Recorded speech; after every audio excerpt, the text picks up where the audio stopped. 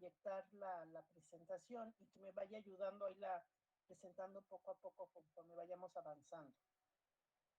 ¿Quién se ofrece? Yo la voy a presentar. Muchas gracias, Leslie, te lo agradezco. Y bueno, en lo que Leslie resuelve eso, comentarles, chicos, que el día de hoy les pido como mucha paciencia. Como se enteraron el viernes, traigo un resfriado fuerte, aunque ya estoy de salida, de repente me llegan ataques de tos o necesito estornudadera, y entonces sí les pido un poquito de paciencia. Cuando eso pase, pues apagaré mi micrófono un rato, pero me conectaré en cuanto pueda, ¿sí? Entonces, un poquito de paciencia, por favor.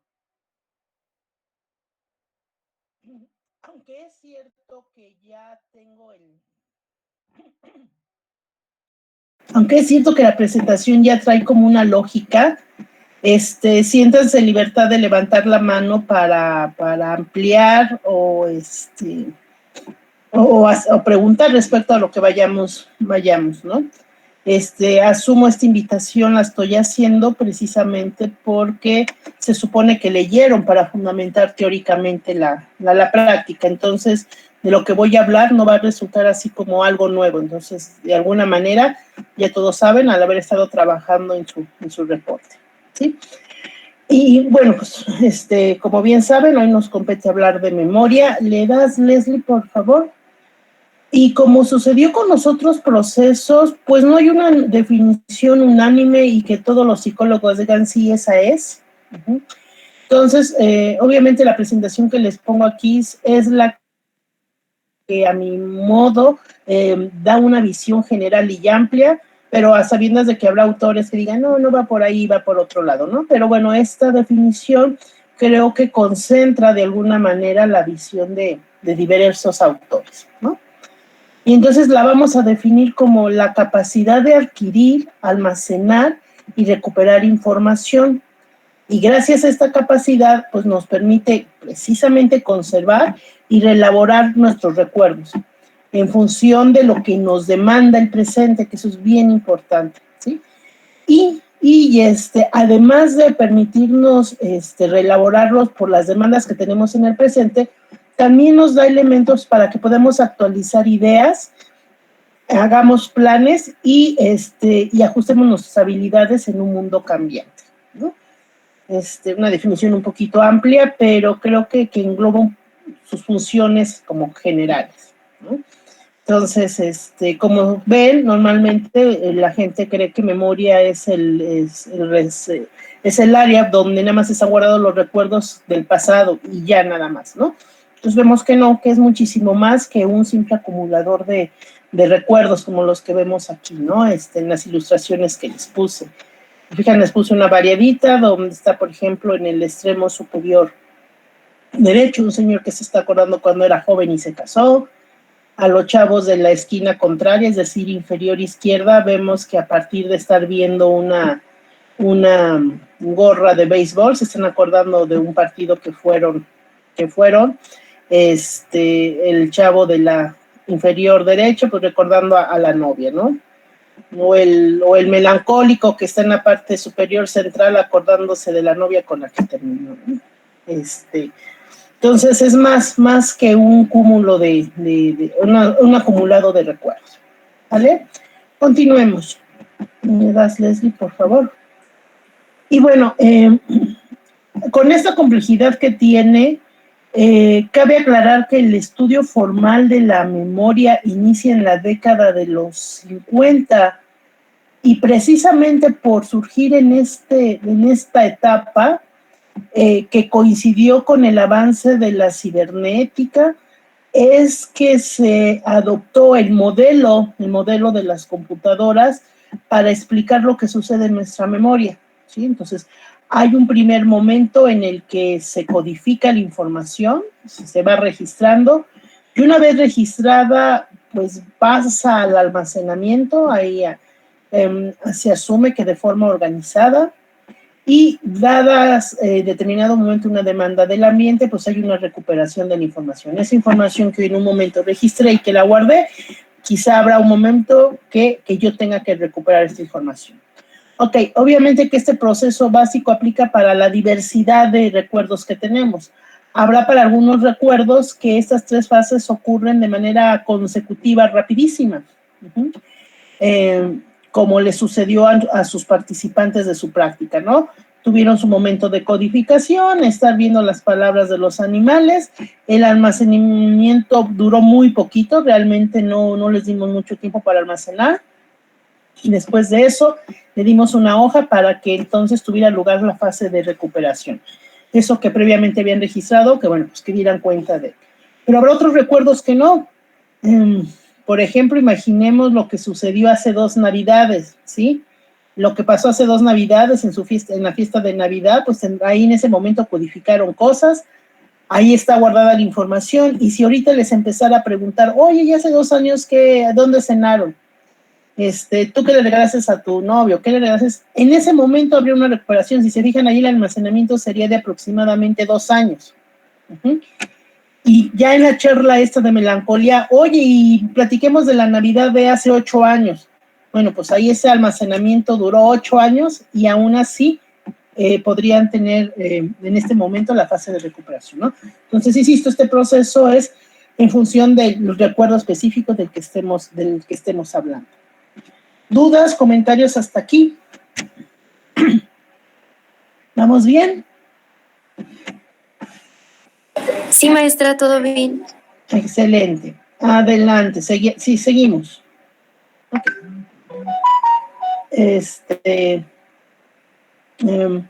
¿Le damos, Leslie, por favor?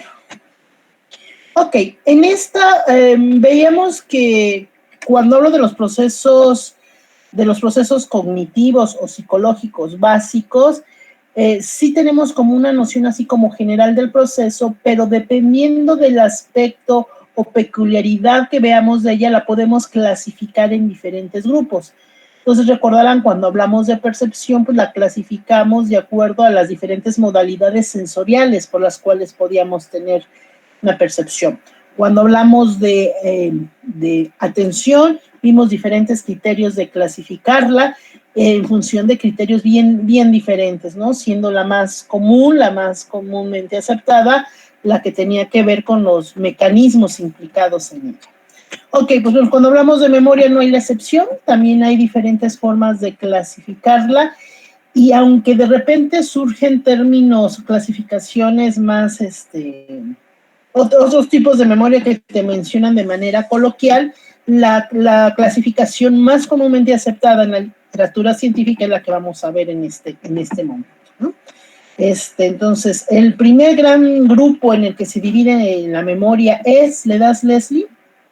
Por un lado, la memoria declarativa, también llamada explícita, y que algunos autores, en forma de simplificar, dice que es aquellos recuerdos que evidencian que sabes qué cosa es qué, ¿sí? Y que sabes qué cosas ocurrieron. Y en contraparte de le das, Leslie, tenemos la no declarativa, y que algunos otros autores la llaman implícita y algunos otros autores la llaman procedimental, ¿sí? Entonces, esta es la primera clasificación más general, más amplia. Entonces, tenemos la declarativa y la no declarativa. Otros autores, en vez de usar estos términos, utilizan explícita e implícita, y algunos autores, adicionalmente, a la implícita le llaman procedimental. ¿Leyeron al particular? ¿Quién me quiere decir diferencias entre ellas?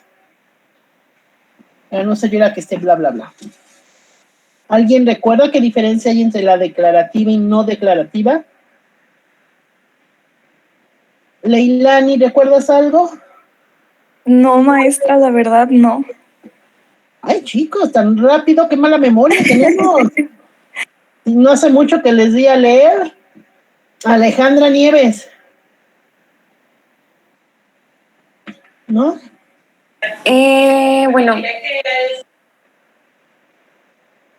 Sí, lo que recuerdo es que entre la declarativa y la no declarativa difieren que la memoria declarativa se refiere al recuerdo de hechos y eventos, mientras que la memoria no declarativa se refiere a la capacidad de realizar habilidades y actividades aprendidas.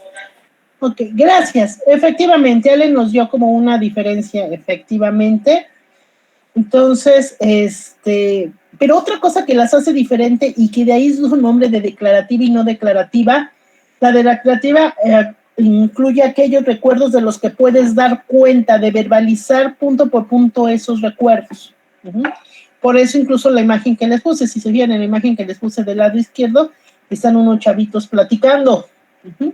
Y en la procedimental no es fácil describir ese recuerdo. Sabes hacer las cosas, pero no lo sabes describir. En la memoria declarativa se asume que están implicados todos aquellos movimientos que ya tenemos bien aprendidos y que se han convertido en hábitos. Por eso les pongo aquí de estos chavitos que van en la bicicleta, aplica para cualquier otro deportista, ¿no? Para el futbolista, para la bailarina, que se sabe toda una rutina para una pieza musical y se sabe otra rutina para otra pieza. Los que manejan, el que sabe nadar. Cuando tú les pides que te describan cómo lo hace, si se fijan, nunca te lo describe. Te dice, mira, pues así. Entonces no te lo describe, te lo modela el movimiento, pero no hay la posibilidad o es muy difícil describir el recuerdo de cómo es que ejecutas esa actividad. Sí, Lili. Ahorita que mencionó eso, me acordé de que, o sea, que mencionó lo que hay cosas que no se pueden describir. Me acordé de que hace poco vi un meme que decía de que le preguntaban a una persona que cómo se desmenuzaba el pollo y la persona hacía con sus manos cómo se desmenuza el pollo en lugar de describir cómo se hacía. Siento que es un ejemplo, ¿no? ¿Sí podría entrar? Exacto. Si cuando te piden, a ver, descríbeme cómo se hace esto, cuando no puedes describirlo y que empiezas a modelarlo, esa es evidencia de una memoria no declarativa. Por eso, si se fijan, ahí les puse entre paréntesis, la memoria no declarativa implica tus saberes cómo hacerlo. Y cuando hablas del cómo hacerlo, lo modelas, no lo describes. En cambio, cuando hablas de tus recuerdos que están en la memoria declarativa, pues sí sabes describir y platicas y hasta le puedes poner lujo de detalles. Sí, fue la Navidad pasada, yo iba vestida así, mi mamá se puso tal vestido y bla, bla, bla, las esferas estuvieron de tal color, bla, bla, bla. O sea, puedes dar detalles, cosa que en la declarativa no, ¿no? Incluso les comento, hay autores que no le ven sentido hablar de memoria no declarativa, que asumen que eso realmente es aprendizaje y que es una adquisición y que no tiene nada que ver con memoria. Pero hay autores que lo defienden que sí hay un componente ahí de recuerdo, ¿no? Pero bueno, eso es hay una discusión que si no se han puesto de acuerdo los grandes teóricos, pues nosotros menos en un ratito, ¿no? Lo importante es que tengamos la distinción, que en términos generales se hace la distinción de estas dos, ¿sí? Continuemos. ¿Le das, Leslie? La memoria declarativa, a su vez, se divide en dos grandes grupos. Y yo creo que de esta ya la han escuchado porque se habla muy coloquialmente de ella, que son, ¿le das, Leslie? La memoria a corto plazo, ¿y cuál se imaginan que sea la otra antes de que Leslie le dé? La memoria a largo plazo. Exacto, sería a largo plazo. ¿Le das, Leslie? Entonces, dentro de la declarativa tenemos una primera gran clasificación que es la de a corto plazo y la de largo plazo. La de a corto plazo, muchos autores también la llaman de trabajo o memoria operativa. Son otros términos que se utilizan. Autores que no hacen la distinción entre a corto plazo y a largo plazo prefieren utilizar el término de trabajo o la operativa. Y aquí no la puse en este esquema porque normalmente cuando nos presentan el esquema de clasificación de la memoria no la ponen. Permítanme, voy a desconectarme un ratito.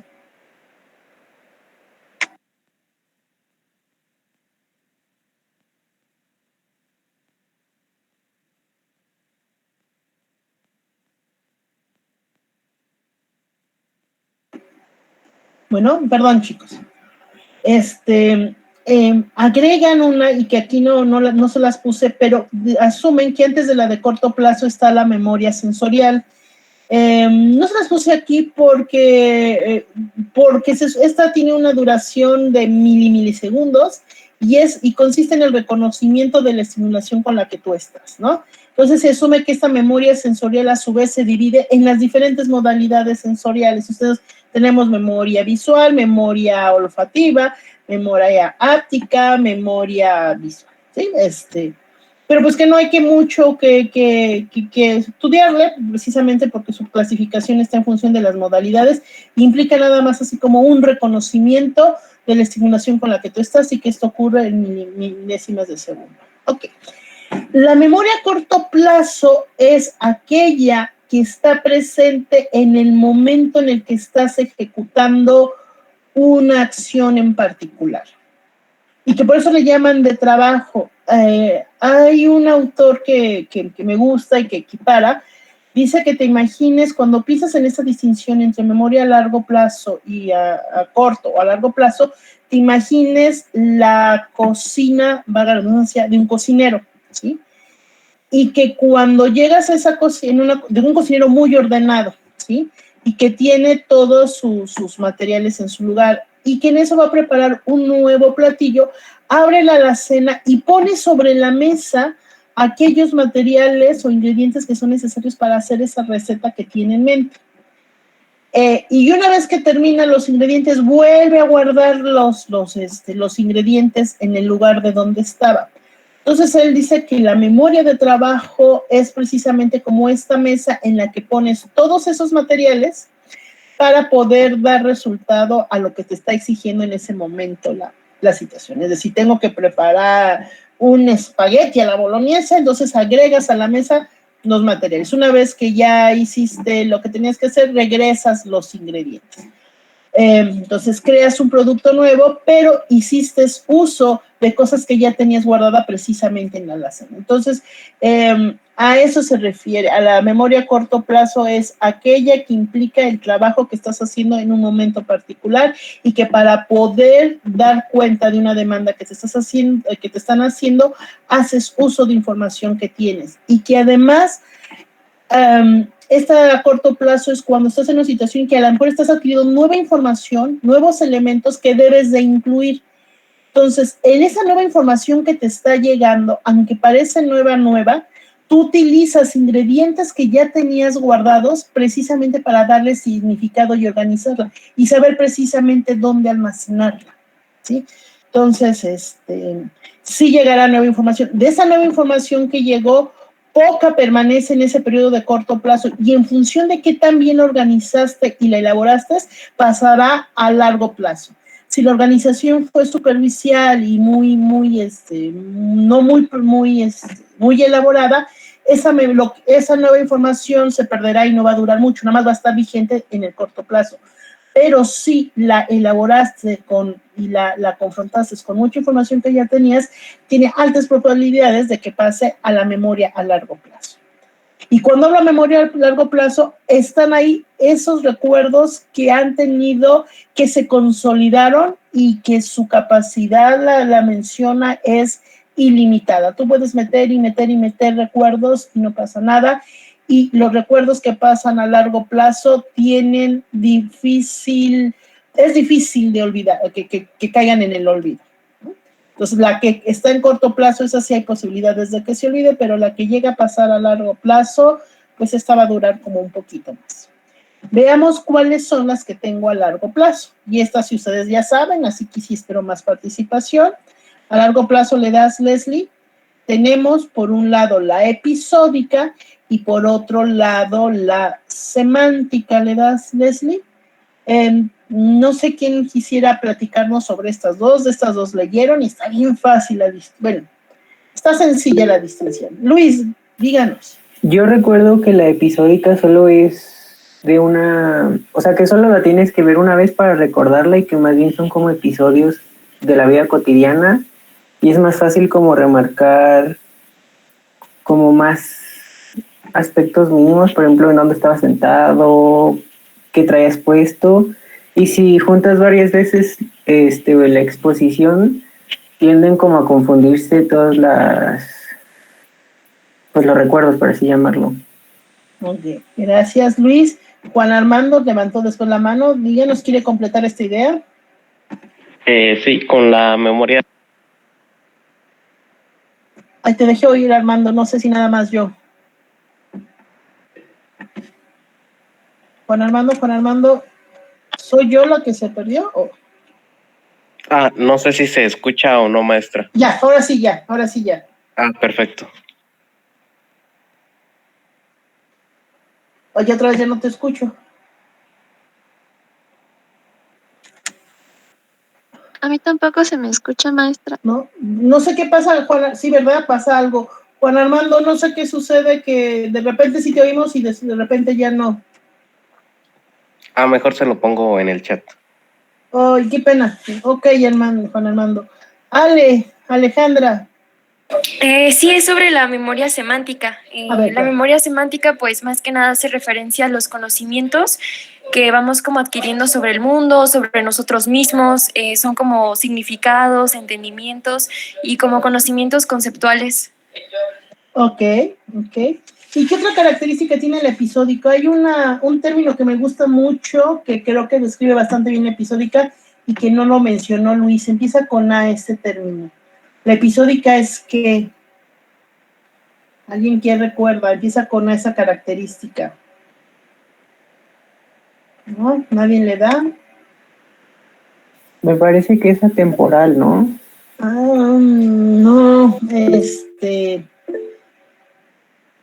No, no va por ahí. Ale. ¿No se refiere a que son como sucesos autobibliográficos? Autobiográficos, exactamente, que es la esencia de la episódica. Por eso no requieres, como nos decía Luis hace un ratito, más de una exposición. Basta una sola exposición para que quede el recuerdo y quede plasmado, porque es autobiografía tuya. Entonces, aquí estaría el recuerdo, lo que decía, si te les preguntara, platícame lo de hace 2 Navidades, platícame de tu Navidad cuando tenías 10 años, de tu salida de sexto, tu primer día en la secundaria, ¿sí? Que tiene que ver con cosas que tú viviste en tu cotidianidad, y entre más significativo y más componente emocional haya tenido el evento, pues más claro vas a tener como, o más claro vas a tener como ese recuerdo, más permanente, porque ya vamos a ver que eso de la claridad tiene sus asegúnes. Veamos la participación de Juan Armando en el chat. Dice, yo iba a comentar que funcionaba como un diccionario mental que no solo incluye la información de los conceptos, sino también de sucesos de nuestro entorno. Sí, bueno, esto aplica para la semántica, ¿sí? Que complementa lo que ya nos había dicho esta Ale.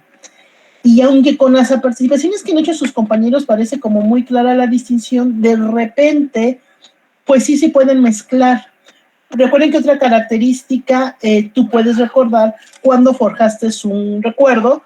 ¿Por qué? Porque el recuerdo lo forjaste el día que viviste el evento. Y entonces, obviamente, el recuerdo que se formó en la Navidad de hace 2 años, pues fue justamente cuando estabas viviendo la Navidad de hace 2 años. Pero el recuerdo que tienes en semántica, de repente, a lo mejor no te acuerdas. Quizá ahorita yo, si les preguntara que me describieran hechos importantes de la Primera Guerra Mundial, alguien que le gusta el tema nos puede dar detalles y nos puede platicar, y le preguntamos, oye, ¿dónde lo aprendiste? Pues no sé, lo leí, tuve un buen maestro, pero exactamente no me acuerdo, pero yo sé esto. Entonces, en la semántica difícilmente recuerdas cuándo se originó el recuerdo, y en la episódica sí. Pese a esto, que parecen como diferencias, estas están mutuamente relacionadas, de tal forma que curiosamente nosotros no tenemos recuerdos de nuestra primera etapa de la infancia, porque nuestro conocimiento del mundo era limitado. Una vez que ya se fue consolidando nuestro conocimiento del mundo, entonces se puede ya entonces como guardar recuerdos. Es decir, recuerden que cuando no basta con que vivas algo para que ya quedó grabado ahí en la memoria y nadie lo quita. No, recuerden que cuando llega a corto plazo la tienes que organizar, la tienes que elaborar y la tienes que vincular con las cosas que ya sabes, ¿sí? Entonces, el recordar que fue la Navidad y que quieran los tíos, quiere decir que entonces yo ya acumulé, ya sé qué es la Navidad, qué es una fiesta, qué es un intercambio de regalos, necesito esto, ¿no? Entonces, en una de las preguntas, la primera pregunta les decía, ¿cuál se sustenta en la otra? Bueno, pues la episódica. Para que puedan irse formando los recuerdos que entran a la memoria episódica, debo contar con una semántica básica para que entonces esos recuerdos tengan sentido. Precisamente porque recuerdan que no nada más capturamos, sino reelaboramos esa información, ¿no? Y con nueva información. Sale, chicos, continuemos. ¿Le das, Leslie, por favor?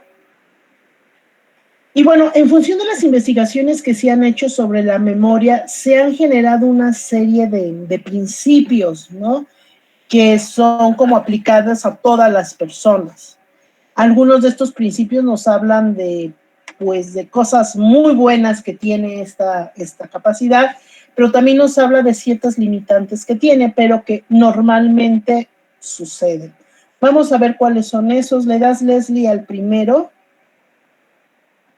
Ok, Ale Nieves, ¿nos puedes leer el primer principio y si nos lo puedes explicar, si recuerdas en la lectura de qué se trata? Sí, maestra. Ok, dice, es el más sencillo de recordar la información que puede interpretarse en el contexto de las cosas que ya se conocen. Pues este principio consiste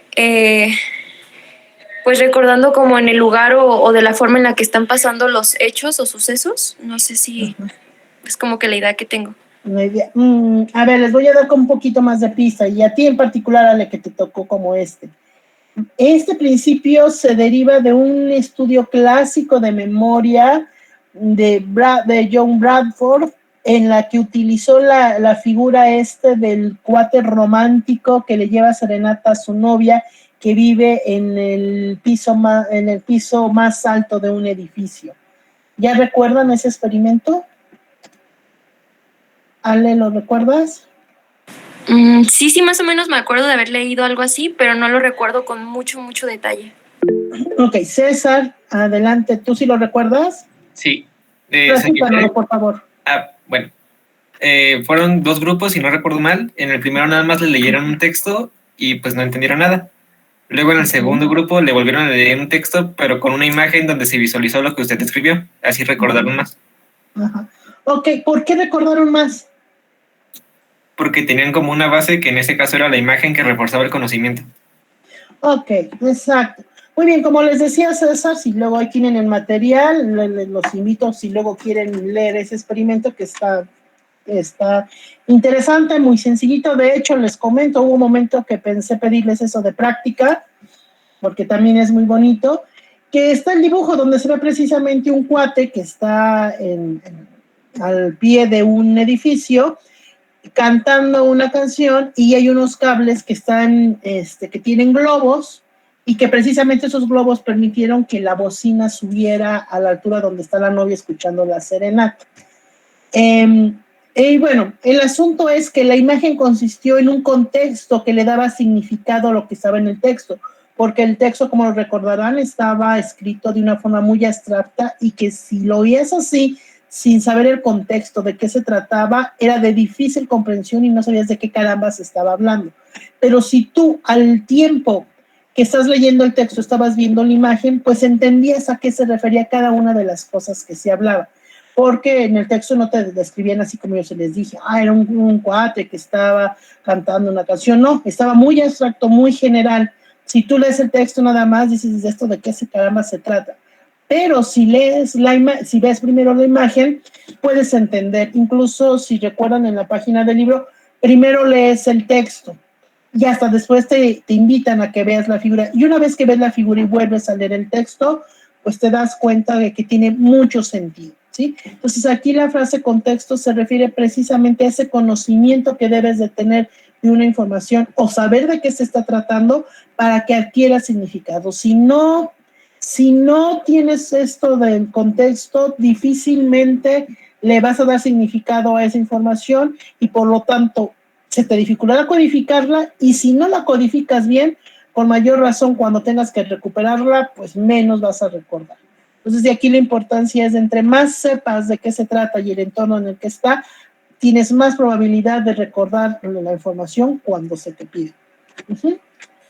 no solamente de recordarla, claro, desde codificarla. Si tiene sentido y organización, entonces la codificas. Si hay una buena codificación, la vas a almacenar de manera ordenada y por lo tanto su recuperación va a ser satisfactoria.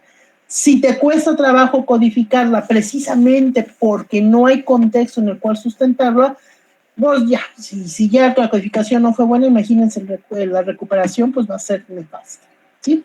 Vámonos al siguiente principio, por favor. Melissa Villalba, ¿serías tan gentil de leernos el segundo principio? Sí, maestra, es lo de la izquierda abajo, ¿verdad? Claro, sí. La simple exposición a la información no basta para garantizar su recuerdo. Ok, ¿qué te sugiere este principio?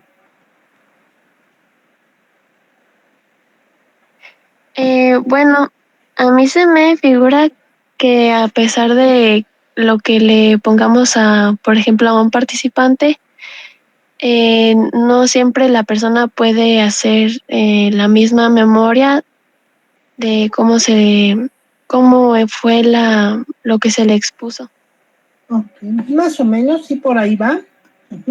Sí, efectivamente, a veces el simple hecho de que tengamos la información disponible y que la hayamos visto o escuchado, recuerden que solamente no es verla, sino escucharla, no es suficiente para que ya no la aprendamos, ¿no?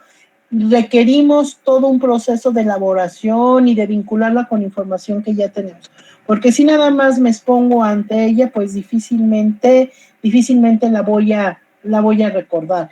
Un ejemplo muy bobo que les voy a hacer. Cuando escuchan por primera vez una canción, la primera vez que escuchan una canción, ¿sí? Si nada más la escuchan, se oye como muy simple, difícilmente después se van a acordar de ella. Pero si mientras la están escuchando empiezan como a tararearla y comienzan a vincularla, dices, ay, eso está describiendo lo que me pasó a mí, y la empiezan a vincular, es más seguro que cuando te diga, oye, ya hiciste la nueva canción de fulano, me diga, sí, dice si me la cantes, que si no hiciste esta elaboración. Ale. Sí, o sea, también podría ser, por ejemplo, en este caso, ya que no se tiene como los suficientes elementos para generar un buen contexto, y, o sea, una persona podría recordar como cierta información, pero a corto plazo, ¿no? O sea, no sería algo que quedara en su memoria con más tiempo, no sé. Exacto. Entre más hagas algo con esa información que se te presentó, más probabilidades que pase la de memoria a largo plazo. Bien, Ale. Lo que les decía de la canción sería esa, ¿sí? Si tú nada más te dedicas como a escucharla y así estás todo así como, pues nada más como simple captador, difícilmente vas a poder. Pero si te vas a estarlo escuchando, te imaginas la situación, a lo mejor no lo viviste, pero te imaginas la situación. Imaginemos que es una canción donde el cuate está hablando del rompimiento con una cuata, ¿no? Entonces, si conforme vas escuchando la canción te vas imaginando a la pareja cuando se está peleando y bla, bla, bla, bla, lo más seguro es cuando te diga, oye, ¿te acuerdas de la canción? ¿Ya escuchas la nueva canción de fulana? Dice, sí, dice algo así, ¿no? Entonces, vas a recordar más si la elaboraste, si trabajaste con simplemente escucharla, pues no te va a servir de nada. Lo mismo pasaría con la información visual. O sea, en cuanto tengas una información, tratar como de imaginarla y vincularla con cosas que ya conoces. Eso va a garantizar que entonces tengas un mejor recuerdo. ¿Vale? Ale, adelante. Sí, de hecho, me ha pasado que, perdón, con varios maestros me han dicho que una buena forma de recordar la información que aprendo durante la clase es como relacionarlo con algo de mi vida o con ciertas cosas, y que de esa forma mi recuerdo pues suele ser como muchísimo mejor. Y una vez que ya lo intenté, pues sí, o sea, realmente cuando relaciono la información que aprendo, logro como recordarla muchísimo mejor a que si nada más estoy leyendo y no hay como un vínculo. Claro, y que en el caso de psicología pues es relativamente fácil, ¿no? Obviamente hablamos de cosas que nos pasa cotidianamente, entonces pues es más fácil recordar. Ok, vámonos a la siguiente, al siguiente principio. Leilani está con nosotros, hoy ha estado muy callada, vamos a romper su silencio. ¿Está con nosotros? Parece que no. César, ¿nos lees tú la tercera, porfis? El tercer principio. Sí. Gracias. Entre más profundo sea el análisis de la información, es más probable su codificación y por ende su recuerdo. Ok, pues te tocó la fácil, te tocó la fácil porque nos puedes explicar esto en función de lo que hicieron en la práctica y que ya lo viviste, que no te lo están platicando, tú lo viste. ¿A qué se refiere esto? Pues que entre más como te centres en la palabra, más te concentras en ella, por así decirlo, y lo analizas más. ¿Bien? ¿Tú cómo lo viste en la práctica? ¿Se confirmó este principio o no? Diré que sí en el segundo grupo porque recordaron más. Recordaron más que si nada más veían las características físicas, ¿no? Entonces, pensar en las características semánticas, pues implicaba imaginarte más al animal, a ver, híjole, cómo camina, a ver si come carne, a ver qué come, cómo se desplaza, dónde vive. Entonces, al haber pensado en esas cosas para dar respuesta al momento del análisis, era un análisis más profundo que simplemente decir en qué color estaba, ¿sí? Entonces, la invitación es esta, no solamente conformarse con hacer algo con la información que estoy recibiendo, sino tratar de hacer un análisis que implique cosas más complejas de lo que estoy para que lo aprenda, ¿no? Entonces, se asume que entonces el elaborar esta información te va a ayudar para que la retengas. Y entre más elaborada sea, pues estás garantizando que recuerdes una mayor cantidad. Continuemos, por favor, el siguiente principio.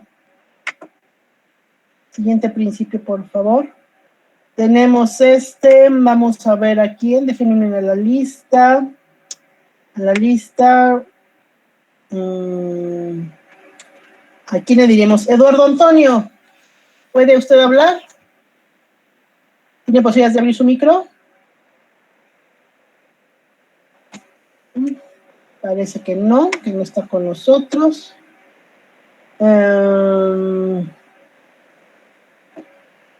Luis Gravini, que has estado participando. Sí. Te tocaría la 4, ¿lo lees? ¿Y a qué te sugiere ese principio? Ok. La recuperación es más probable si las claves presentes en el recuerdo son similares a las que estaban disponibles en la codificación, ya que implica un procesamiento apropiado para la transferencia.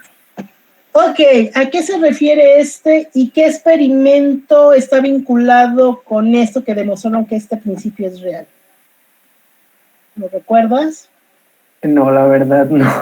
O sea, tengo una idea como de que es más fácil recordar como, por ejemplo, es una situación si estás en el lugar en el que pasó, ¿no? Ok, exacto. De manera simple y sencilla es lo que quiere decir.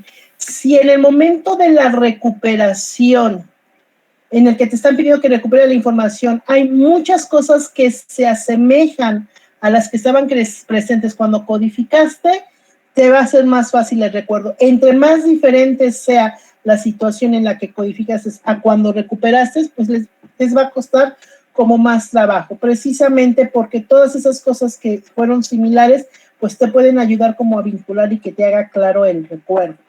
Y entonces esto está vinculado con el experimento de los buzos. Entonces, si alguien se acuerda del experimento de los buzos, levanten la mano y descríbalo en vez de que yo lo describa. ¿Alguien lo recuerda? Bueno, el experimento consistió en que se tuvieron 2 grupos de personas, ¿sí?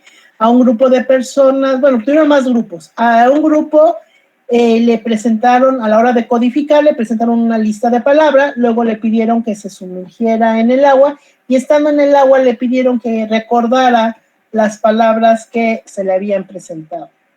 A otro grupo lo que hicieron, que es primero se sumergieran para que a la hora de la codificar le presentaron una serie de palabras y ya cuando salieron del agua les pidieron, entraron a la fase de recuperación, es decir, tenían que decir qué palabras les habían presentado. Ok.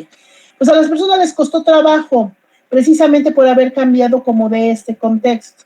La contraparte fue a personas estando fuera del agua, les pidieron que les presentaron unas palabras para que las codificaran, y luego entraron a la fase de recuperación en las mismas condiciones y recordaron más que los otros sujetos que habían cambiado de contexto, ¿no? Entonces, esto te ayuda bastante. De aquí que el término transferencia alude de cómo transfieres la información que recibiste durante la codificación y que te la lleves al momento del reconocimiento y que tengas que recuperar esa información. Entonces, aquí te sugieren que sí procures cuando hagas este tipo de cosas, puedes procurar que sean las cosas lo más parecidos posibles para que te facilite el recuerdo. Tan es importante este principio, chicos, que no sé si lo han visto y que tiene muchas implicaciones cuando hablamos del ámbito jurídico. No sé si lo han visto en muchas películas, que cuando hay un delito, algún evento, algún asesinato o algo, a los testigos forma parte importante dentro la recreación del hecho. Entonces, a los testigos los citan en el lugar donde aconteció el lugar, precisamente asumiendo que su recuerdo va a ser muchísimo mejor si están en el lugar en el que acontecieron los hechos, a que si el cuestionamiento te lo hago en un lugar donde no ocurrió, ¿no? Entonces, cuando les interesa llegar al fondo, ¿qué hacen? Vámonos y vamos a la recreación de hechos, por esta lógica, que entonces estando en el lugar, pues te va a ser un poquito más fácil recordar. ¿Queda claro este principio, chicos? Sí, maestra. Ok. Sí. Y las implicaciones que tiene para cosas serias, como les decía, esto de la reconstrucción de hechos. Ok, vayámonos a otro principio. Hago la aclaración, están apareciendo los principios y no porque sea el uno sea más importante que el quinto. Son principios diversos que yo los acomodé así de forma revuelta, precisamente para no dar esta idea de que tienen un orden. O sea, son principios tal cual y uno no es más importante que el otro. Todos tienen su importancia. Ok, María Elisa, ¿estás con nosotros? ¿Sí estás conectada? ¿Bien? Sí, aquí estoy. ¿Nos puedes leer el quinto, por favor? ¿Cuál es? Perdón, es que... El último que apareció, el que está en color tinto, según yo. Ok. ¿Se graba mejor lo interesante, lo nuevo y lo emotivo? ¿Eso es? Sí. Okay. ¿A qué te sugiere esto? Que se graba mejor lo interesante, lo nuevo y lo emotivo. Suena como que lo que más nos llama la atención de acuerdo, por ejemplo, a nuestra personalidad y lo que nos gusta y nos hace sentir algo es lo que más alcanzamos a memorizar. Por ejemplo, si una canción nos gusta mucho, llegamos a memorizarnos la letra sin darnos cuenta, y si otra canción pues no nos gusta, como que la dejamos pasar. Ok, ¿sí?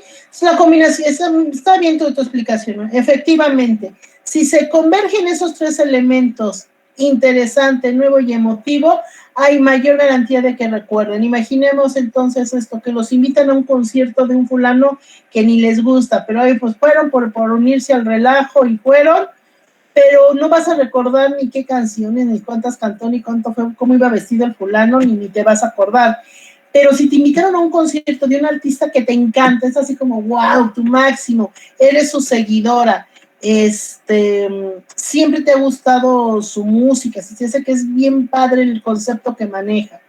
Y en ese concierto presenta su nuevo material, y si al mes te pregunto, va a ser mucho mejor tu recuerdo del concierto, del segundo concierto, que del primero.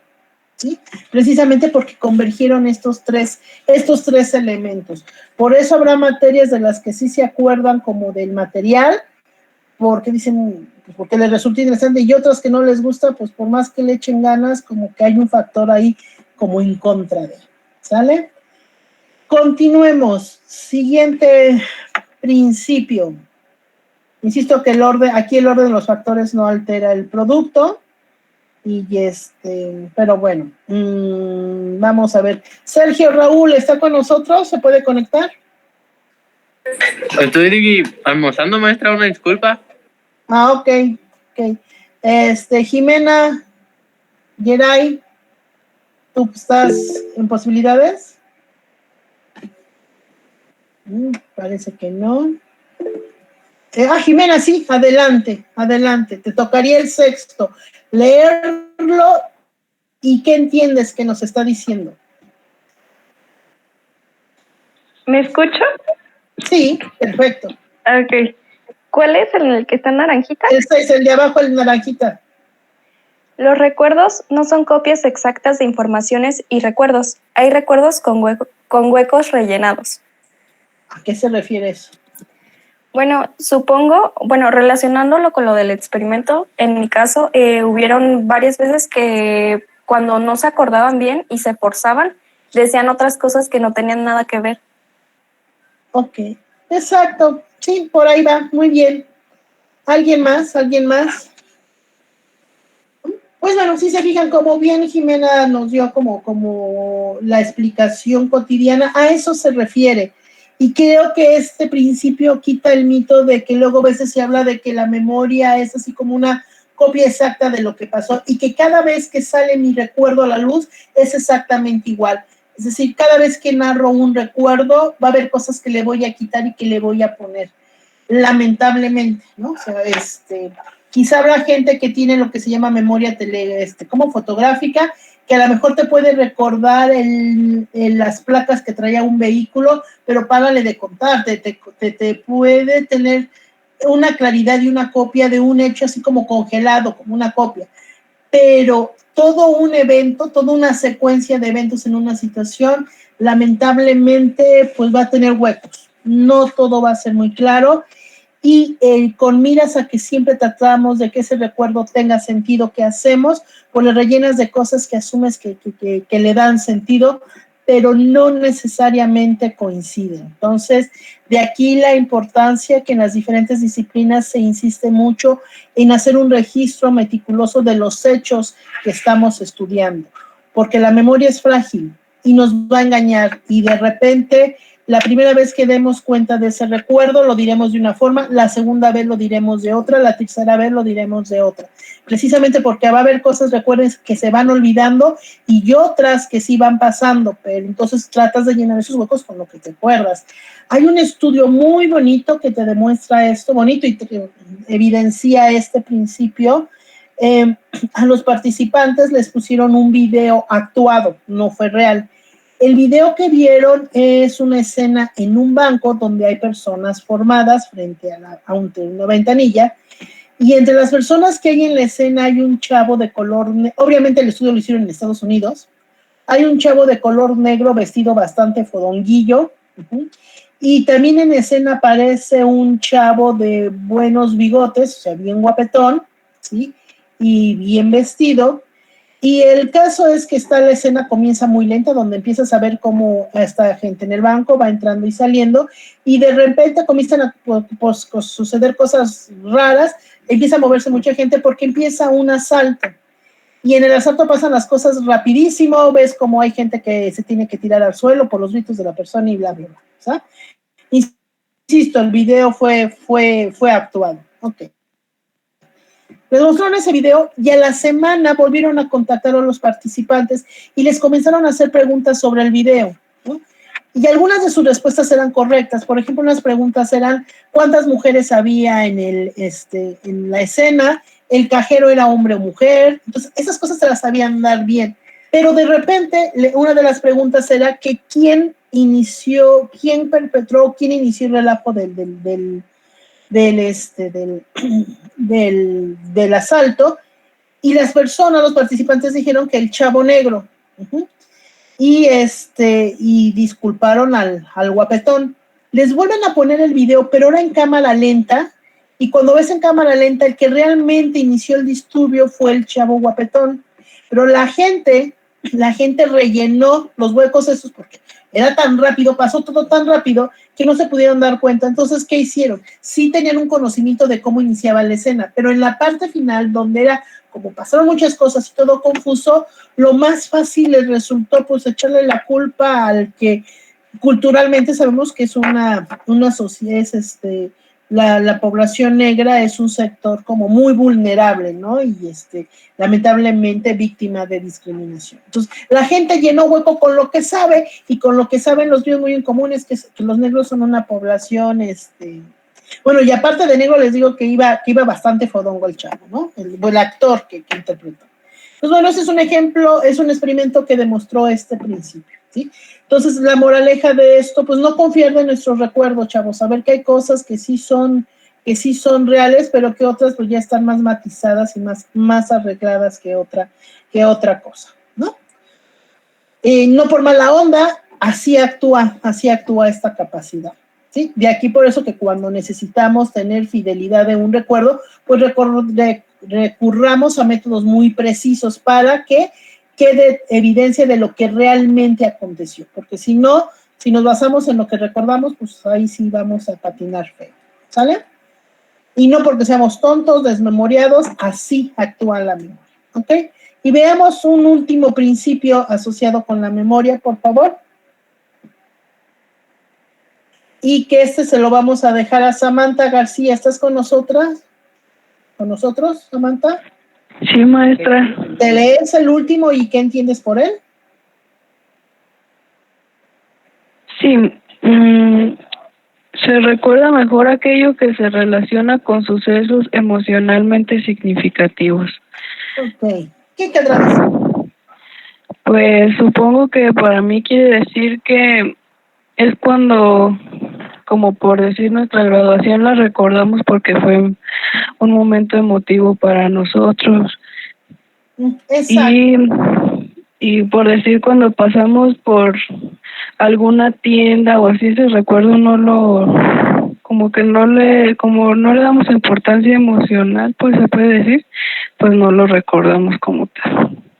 Exacto. Bueno, mira, me encantó tu ejemplo porque normalmente para explicar este principio yo pongo el ejemplo de en una boda, ¿no? Pero vamos de acuerdo con el que tú diste.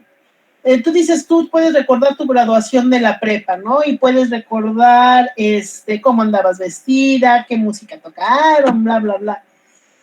Y tu recuerdo va a ser mucho más vivo, aunque va a haber con huecos y le vas a rellenar pues, esos huecos con tus emociones, vas a recordar mucho más cosas que uno de los meseros. Si ahora busco uno de los meseros que estuvo en esa fiesta de graduación y le hago preguntas de qué color eran los manteles, pues ni me acuerdo.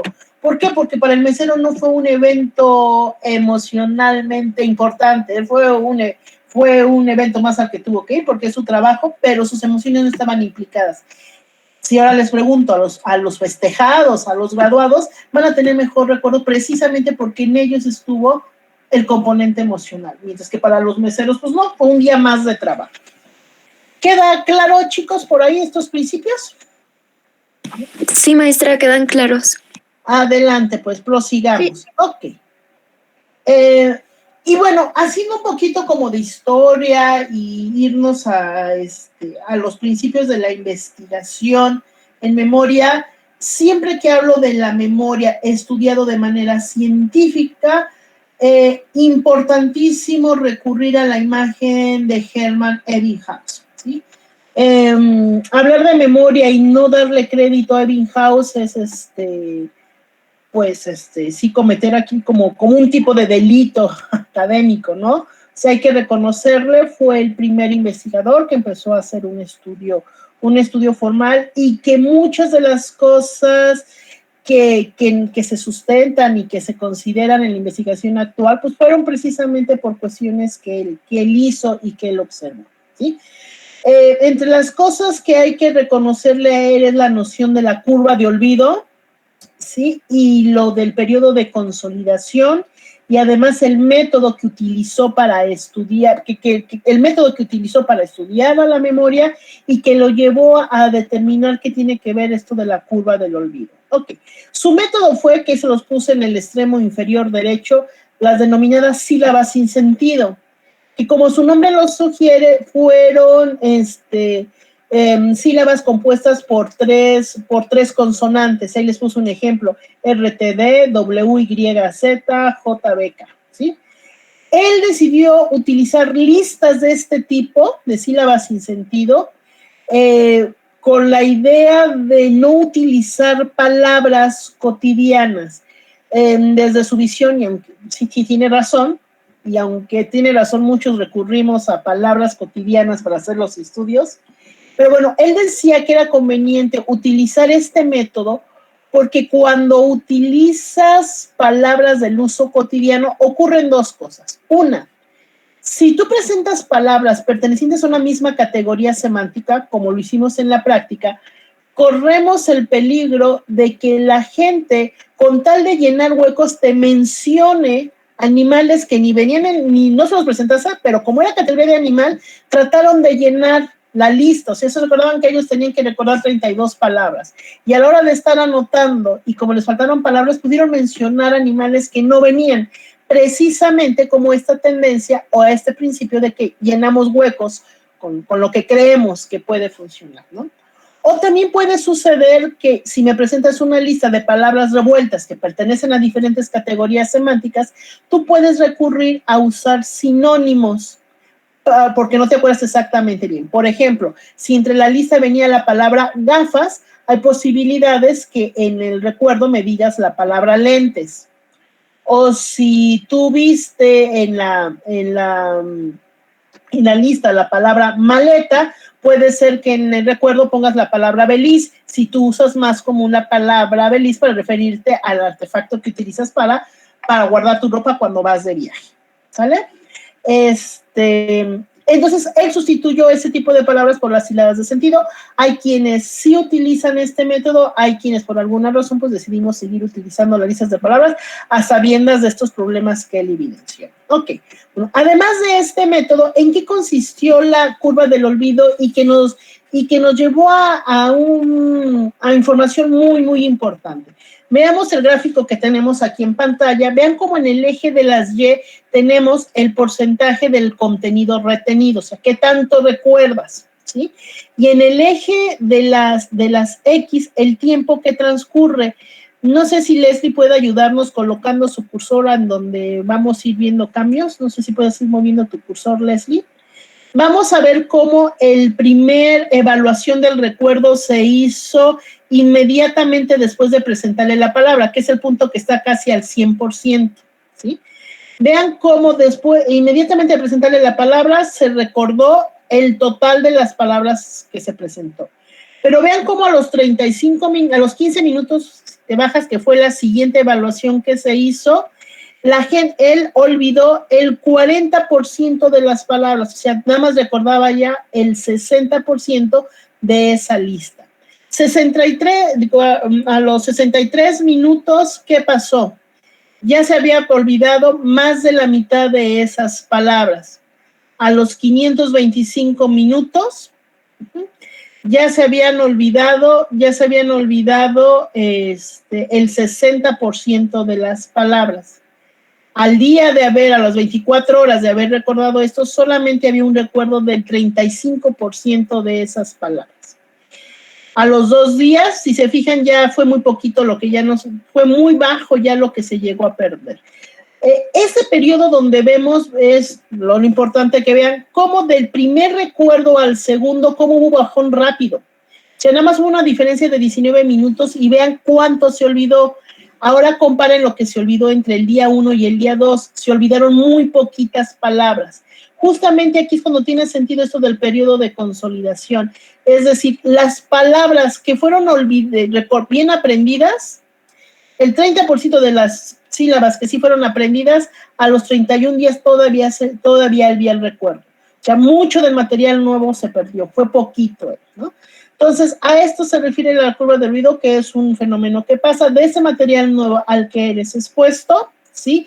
En los primeros minutos hay mucha pérdida de esta información, de la que va quedando, ya después vas perdiendo poquito alguna información, porque la que ya aprendiste, pues ahí ya quedó guardada, ¿sí? Ok, sin embargo, la crítica que se le hacen a Ebbinghaus es que esto lo comprobó por muchas listas sin sentido. ¿Pero qué creen que el error que cometió Ebbinghaus? Ebbinghaus fue el propio creador de la lista de palabras y él fue su propio sujeto y él cuidadosamente se ponía a tratar de memorizar sus listas de palabras y medía cuántas recordaba, ¿sí? Obviamente este método tiene sus dificultades porque como él mismo hacía su lista de palabras, desde el momento que él las hacía, pues ahí había un periodo que le ayudaba a codificarlas y aunque después de un tiempo de elaborarlas, memorizar, pues había un problema. Entonces, una de las aportaciones de esto fue darnos cuenta que cuando haces investigación experimental, lo más pertinente es que recurras a personas que no tienen idea del experimento para evaluar. Investigaciones posteriores han demostrado que en términos generales el efecto se cumple, es decir, que en las primeras momentos se pierde una gran cantidad de información y que de lo que sí se aprendió, pues se puede pasar mucho tiempo y ahí va a permanecer en el recuerdo. ¿Sale? Continuamos, jóvenes. Ok, entonces veíamos que cuando hablo de memoria hay como momentos, como experimentador tenemos dos momentos bien claves. El momento en el que le damos la información que la codifique, también podemos manipular el tiempo de almacenamiento y luego vemos la forma que utilizamos para evaluarlo, ¿sí? Creo que en el experimento quedó claro cuándo codificaron nuestros participantes y cuándo recuperaron. Entonces, nuestros participantes estuvieron codificando cuando les estuvimos presentando las palabras y estaban haciendo el análisis de ellas. El almacenamiento, no le dimos mucho tiempo de almacenamiento, ¿sí? Inmediatamente de que terminó la última palabra, comenzó la fase de recuperación, ¿sí? Y la fase de recuperación, normalmente cuando estudias memoria en laboratorio, utilizamos 3 diferentes métodos. ¿Alguien recuerda cuáles son esos métodos? ¿Todos leyeron? Son 3 en particular. ¿Alguien recuerda cuáles son? Como que oí ruidito, pero no vi quién levantó la mano. Yo. Adelante, César. Es el recuerdo libre, opción múltiple, y la otra se me olvidó. Se te olvidó. Ok. Pues veamos el primero. ¿Le das, Leslie? El primero que les puse aquí, no porque sea el más importante, simplemente por mencionarlo, es el recuerdo libre, que es el método que utilizamos nosotros en nuestra práctica. ¿Por qué fue libre? Porque una vez que terminó de codificar la información, le dimos una hoja en blanco para que nos anotara todo lo que él recordara. Obviamente que eso del método libre, otra forma de haberlo hecho era que una vez que terminó de analizar su última palabra, le hubiéramos pedido que nos dijera las palabras que recordara y nosotros fuéramos anotando lo que decía. Es decir, darle cuenta del material recordado sin darle la más mínima pista. Entonces, en este caso le pedimos que las anotara, pero pudo haberlas dicho y nosotros haberlas anotado en ese momento, o bien, para que no fuera muy lento nuestra escritura, haberle dicho cuáles recuerdas y haber grabado con el celular las palabras que recordara y después nosotros anotarlas. Ambos casos sería el método de recuerdo libre porque no le dimos pista. Ok, vámonos ahora al siguiente método, que es el que se conoce como el de recuerdo señalado. El recuerdo señalado consiste en ayudarle y darle pistas a la persona. Si nosotros hubiéramos utilizado el método de recuerdo señalado, ¿qué hubiéramos hecho? En vez de darle una hoja en blanco, pudimos haberle dado una lista donde estuviera la numeración del 1 al 32.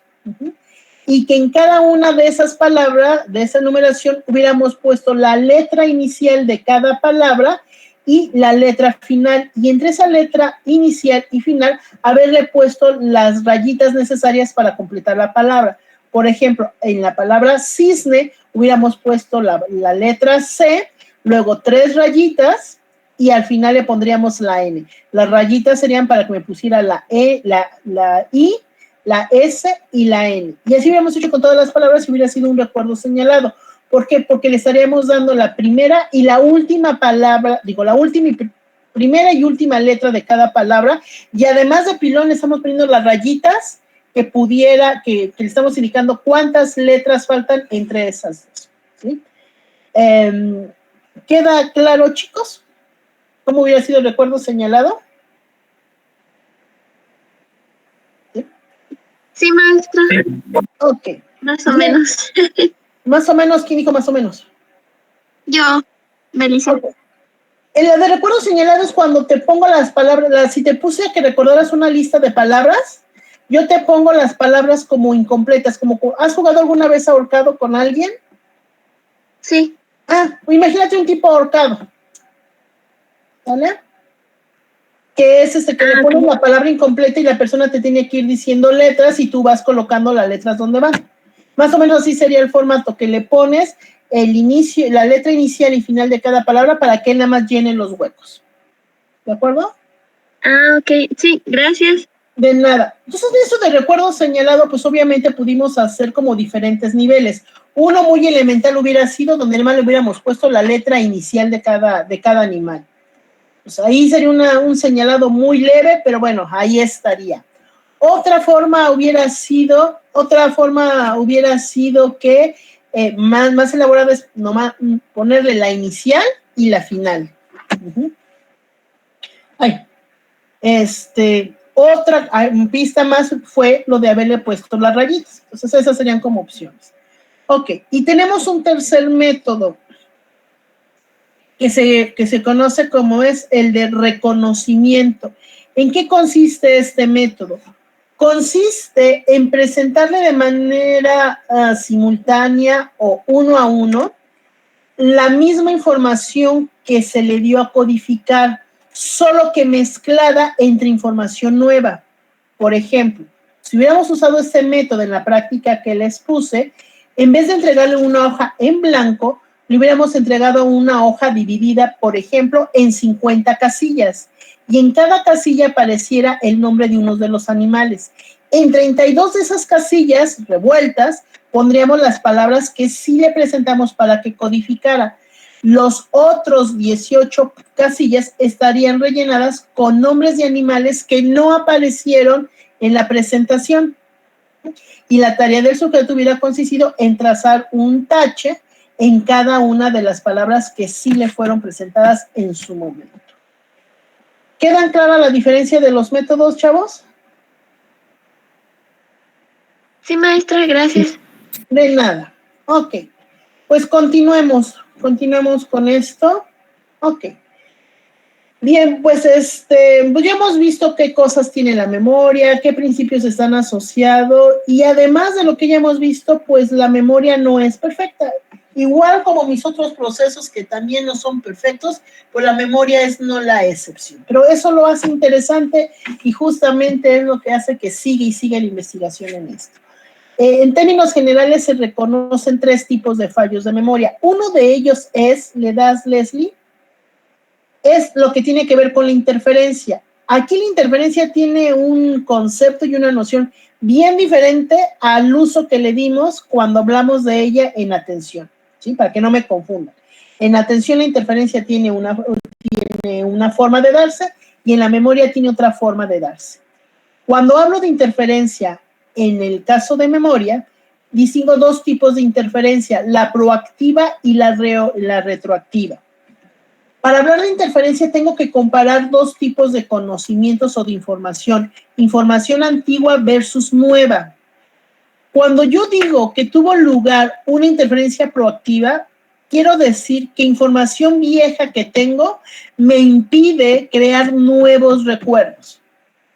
O sea, el recuerdo viejo es tan fuerte que me impide crear recuerdos nuevos. Y la retroactiva es al revés, cuando la información vieja que tengo es tan, cuando la información nueva, me impide o provoca que mis recuerdos antiguos tengan fallas y que ya sea débil. ¿Quedan claro este tipo de falla, chicos? Sí, maestra. Sí. Okay. Sale, chicos, continuemos. Otro es el que se llama como amnesia de la fuente y que también se le conoce como atribución errónea. Que como su nombre lo sugiere, es cuando yo sí tengo un recuerdo, pero atribuyo que su origen se debió a una fuente diferente a la que yo creo. Por eso que se lo atribuyo a una fuente que originalmente no fue, ¿sí? Entonces es, por ejemplo, soy medio feo como decir, pero imagínense de un chisme que me dieron, ¿no? Y entonces a mí fulanita me dijo que pasó esto y esto y esto. Cuando en realidad fulanita ya ni te dijo nada y la que te lo dijo fue otra, pero tú le estás atribuyendo la información a otra persona que no fue la fuente. Entonces, estás haciendo una atribución errónea, estás diciendo que la fuente es diferente a la que realmente fue, ¿sí? Ok.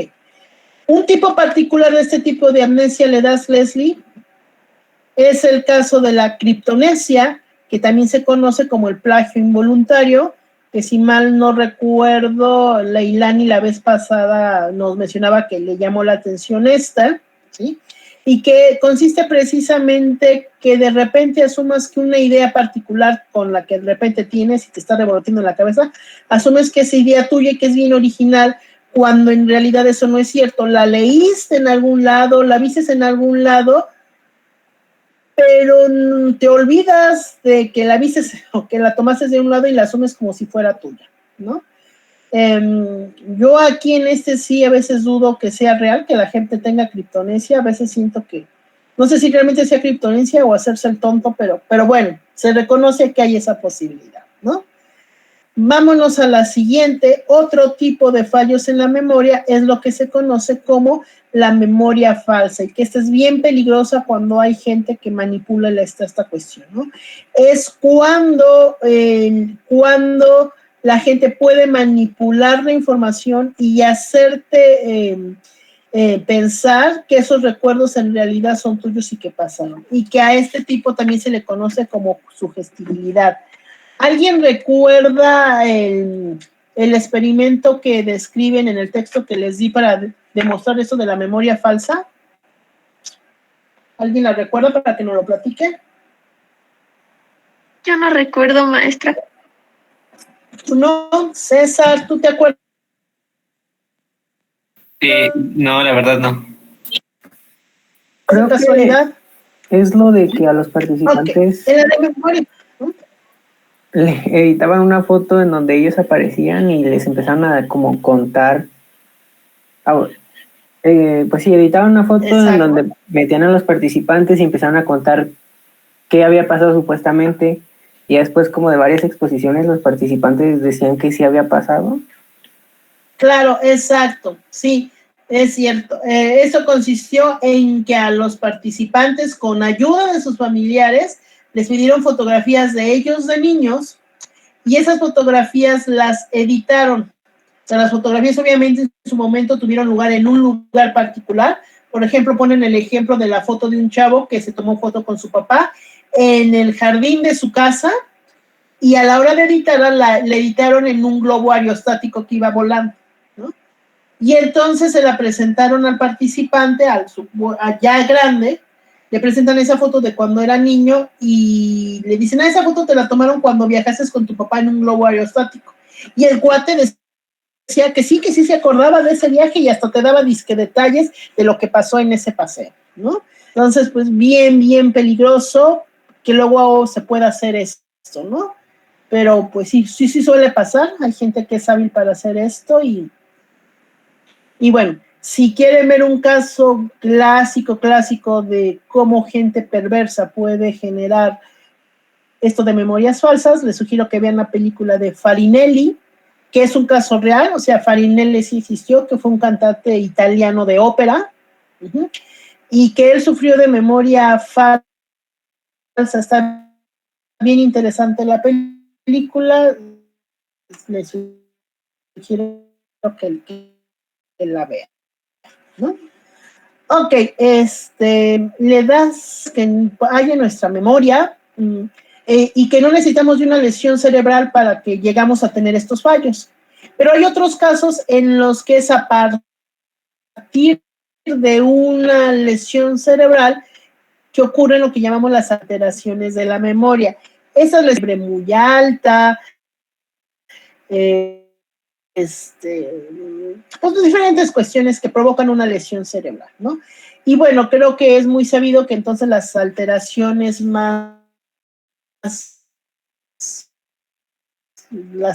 la memoria normalmente se conocen como amnesia. ¿Cuáles son los tipos? Le das Leslie, ¿no? Por un lado tenemos la retrógrada.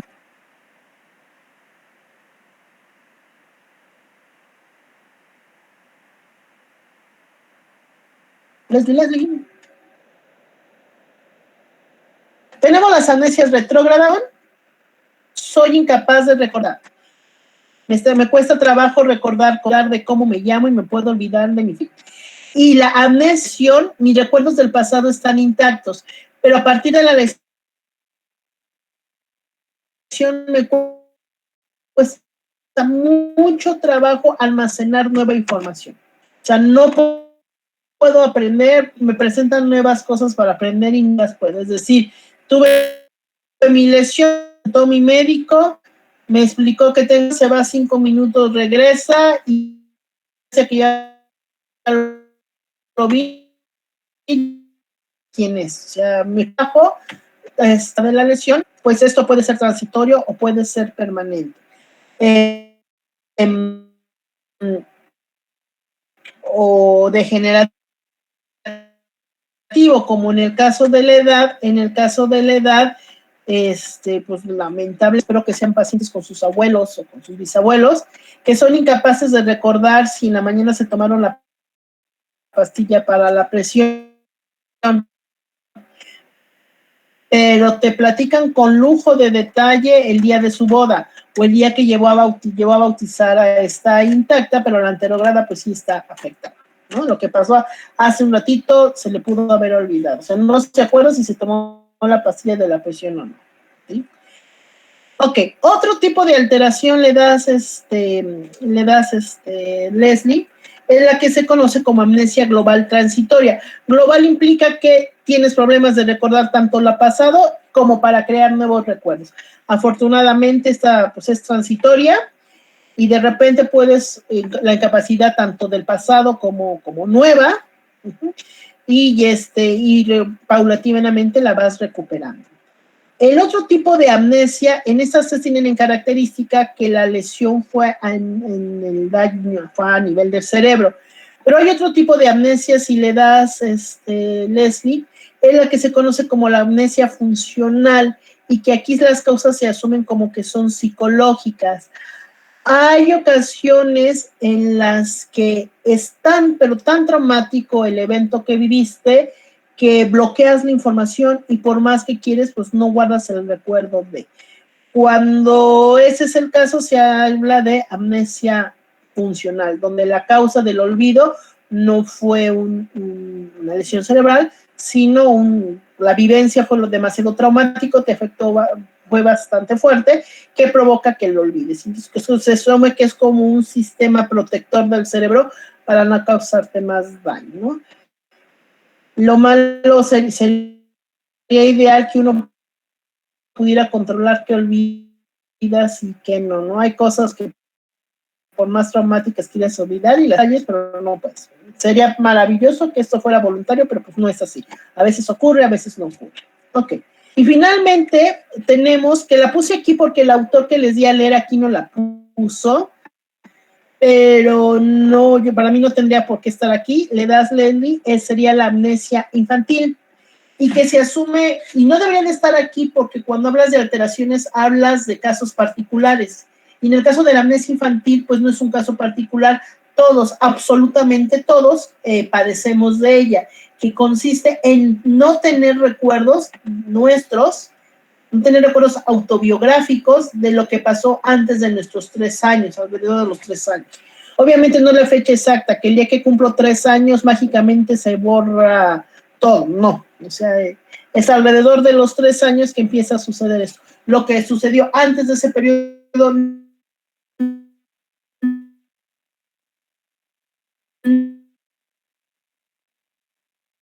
no lo puedo recordar, y de los 3 años en adelante normalmente lo recuerdo. Las explico. Alrededor de los 3 años es cuando la madurez del cerebro llega al punto ideal. Y una vez estado madurados todas sus estructuras, entonces eso permite que se están consolidando los recuerdos. Por otra parte, también se asume que antes de los 3 años tu información semántica es muy limitada y muy vaga. Una vez que tu información semántica es un poquito más amplia, le vas dando más significado a tus recuerdos y por eso hay un mantenimiento de esa información. Pues bien, chavos, pues hasta aquí queda el tema de memoria. Insisto, no porque sea lo único que hay y no hay nada que alegar, como se habrán dado cuenta. Si a partir de esto les quedaron muchas dudas, me parece maravilloso, porque es lo que se sabe. Y a partir de esto que sabemos, pues pueden surgir muchas dudas e intereses de investigaciones a futuro, ¿no? Entonces espero que este proceso les haya gustado, les haya resultado interesante y que hayan descubierto cosas nuevas, ¿no? Paola Piñón, en términos generales, ¿a ti qué te pareció el tema de memoria en general, incluyendo sus contenidos teóricos como la práctica?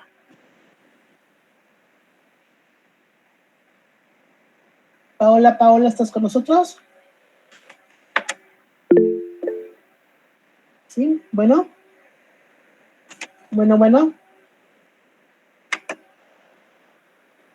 No puedo hablar ahorita. Maestra, Ajá. ¿puedo participar yo? Sí, adelante. Bueno, todo el contenido sobre el tema de memoria me pareció muy interesante.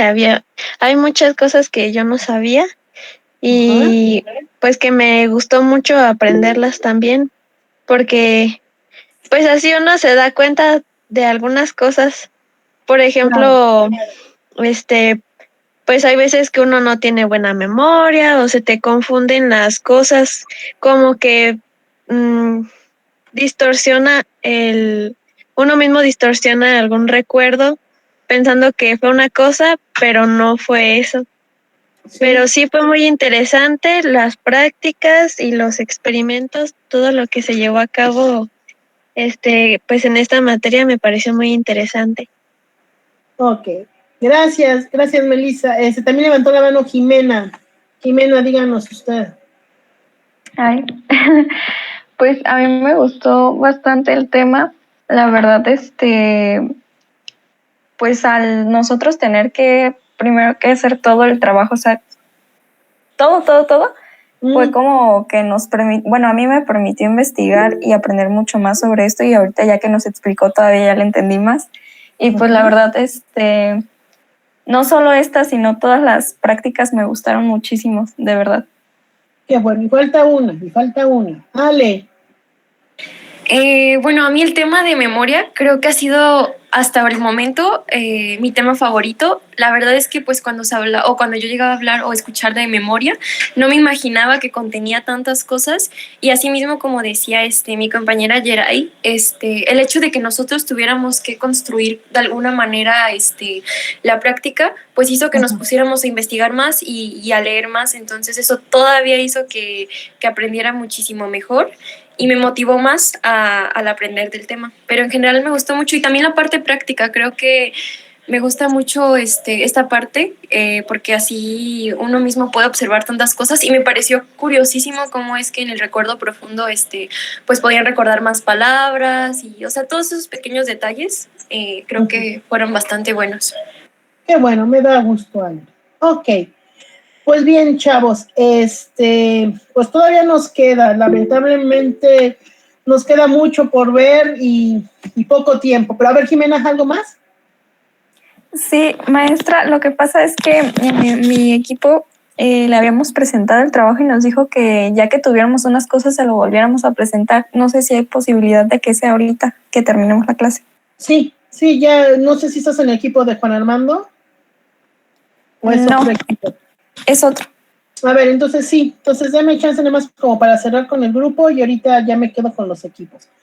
Ok, chavos, pues bueno, nos queda poco tiempo y todavía mucho que ver, así que les pido que nos veamos el viernes. El viernes, para darles el material para la práctica de motivación que no es un proceso cognitivo, pero sí es un proceso psicológico básico que es bien importante. Entonces, ojalá que cuenten con la versión 13 de PowerPoint, porque el material que les voy a dar funciona bien a partir de la versión 2013 en adelante. Si tienen una versión más viejita, si pueden, no, tampoco desgárrense las vestiduras, sino si pueden, si tienen la oportunidad, procuren tener la versión 2013 de aquí al viernes para que puedan usar el material. Si no, tengo la versión chafa del material, pero pues sí les va a generar como algunos problemas. Pues si tienen oportunidad, y cuando digo si tienen oportunidad de actualizar su versión de PowerPoint, no es que gasten el dineral, sí, ni tampoco que se arriesguen a salir, no, o sea, si pueden, a todo dar. Si no, pues está bien. O sea, de preferencia tener la versión 2013, ¿de acuerdo? Sí, muchas gracias. Ok, pues si no hay dudas, chicos, pues al primer equipo con el que me quedo es con el de Juan Armando. Y sería todo, con el resto nos vemos el próximo viernes. Está bien, maestra, hasta luego. Gracias, maestra. Gracias, maestra. Bye. Maestra, entonces, Bonita tarde. después de Juan Armando. Jimena, dame 10 minutos para ver al primer equipo y en 10 minutos se vuelven a conectar, ¿de acuerdo? Ok, gracias. De nada, Daniela. Yo le quería preguntar si nos puede revisar también a nosotros lo que llevamos. No es que sea mala onda, pero ya no creo que alcance porque tengo clase precisamente a la 1:00. No, está bien, muchas gracias. No, pues disculpa. Hasta luego, que tengan buen día. Hasta luego, bye.